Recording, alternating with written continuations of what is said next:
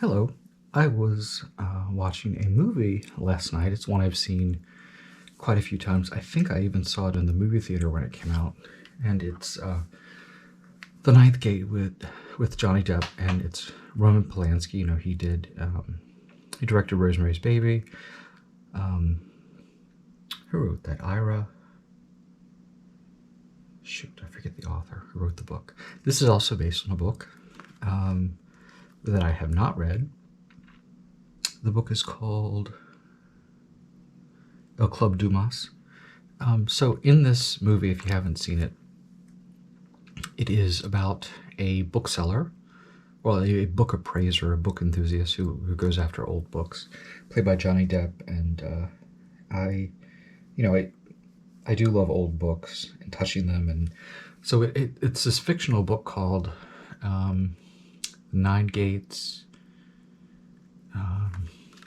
of Darkness, Nine Gates of the Shadow Kingdom. Supposedly it can summon the devil himself. And so you have this enthusiastic guy who is obsessed with getting, there's the real copy, there's 3 copies that exist, and each one has different plates that are, something's changed. So once you put them all together and you read them, it's supposed to conjure the devil. But there's also a character that she's sort of supernatural, and she sort of befriends Johnny Depp, and he's the one who succeeds in the Ninth Gate. So you can actually buy facsimile copies of the book leather-bound on Etsy. Who would have thought? And you can say you want all the Lucifer engravings or all the Telfer engravings, or it's really strange. But it's a fictitious book. But if you look closer, here's actually, I googled the images. They're very much influenced by the tarot, except for the last one. And the last one, this one, it's referencing the Whore of Babylon riding on the beast with multiple heads. 1, 2, 3, 4, 5, 6, 7-headed beast with the Whore of Babylon. But if you look, so this is an order, and I actually went through them today and kind of picked things out. So here we have like a knight, and he has his finger up, like he's saying shh. And the numbers up here, really, they're kind of, they don't mean anything, but the Hebrew alphabet Alph, and then the Greek letter Alpha, and that's 1. So really it doesn't, and I just noted them out. And I circled things I thought were interesting. So we have just the Cavalier, the Chevalier. This seems to be based somewhat on the Marseille tarot. Here we have, it looks like the Hermit, because here we have the, almost like the Papal keys, the 2 keys. We have, this is Bet, and here we have the Bet symbol flipped, and Beta there too. So we have the Lantern, we have the Hermit. And so I pulled out my edition du Ciel Marseille, which is one of my favorites. It's cheap, I love it. I don't feel guilty if I,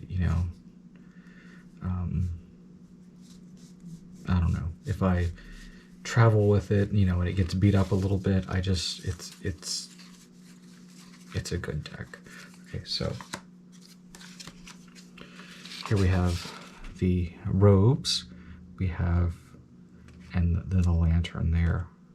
So keys, the Hermit himself, and the Hermit's lantern. And there's a dog. And it says, open that which is closed. And then the next one, we have very much the Fool with his bladder, the knapsack, on his way to a bridge. And then there's the little man up here with an arrow like Cupid. So we have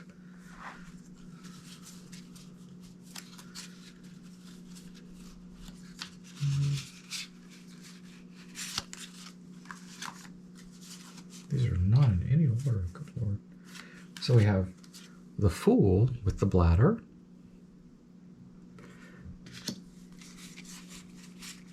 and we have the Cupid, the arrow, pointing down. So very much pointing right down influence.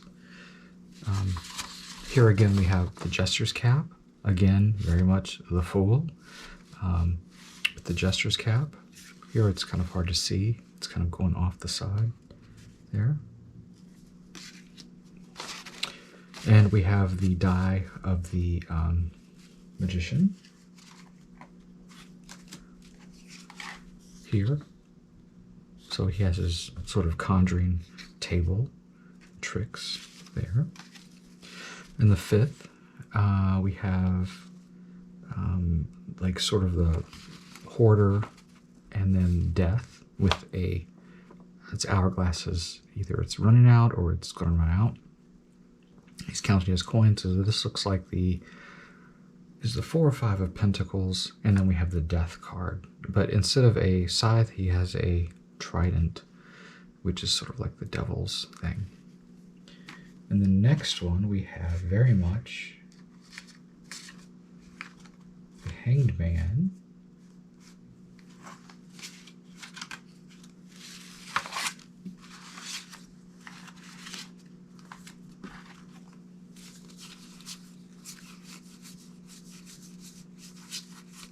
Who's hiding for all there he is. The Hanged Man. And notice the crossed leg, the hands behind the back. And then we have a hand holding a sword or a torch, which could be interpreted as the Ace of Swords or the Ace of Batons right there. And that's I enrich myself with death. Really kind of silly. They're all fictitious. But the last one is based on a Albrecht Dürer etching. So here in this one, the disciple outshines the master. We have the 2 dogs and the moon, which very much is like the moon. Here it is. 2 dogs and the moon. And here the moon is actually like a crescent with the 2 dogs. Here we have a king, which could be any king in the deck, and just kind of playing with the chess pieces. Here we have the St. Catherine's Wheel, Wheel of Fortune, and a knight getting ready to hit a penitent, or they hit with a mace. There are no maces in the tarot.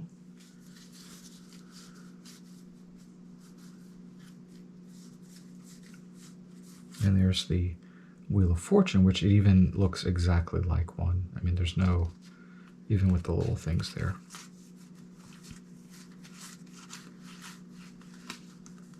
And with any of the castle pieces, of course, you have, you know, the tower, but none of them are being destroyed, so it's kind of hard to put that there. And put that as, you know, there's a maze. There's no mazes in the tarot, especially the Marseille. So here we have the knight going shh on the horse, going to a castle. It says silence is golden.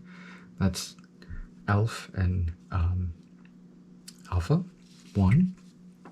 The second one is open that which is closed. So we have a sort of a bearded man with 2 keys getting ready to open the door with the dog waiting and the lantern there. That's Beta or Bet and Beta, and it's 2. Here we have Gimel or Gamma. We have the man or Cupid or whoever shooting right down, but it's not really aiming at the sort of the person there with the knapsack bladder.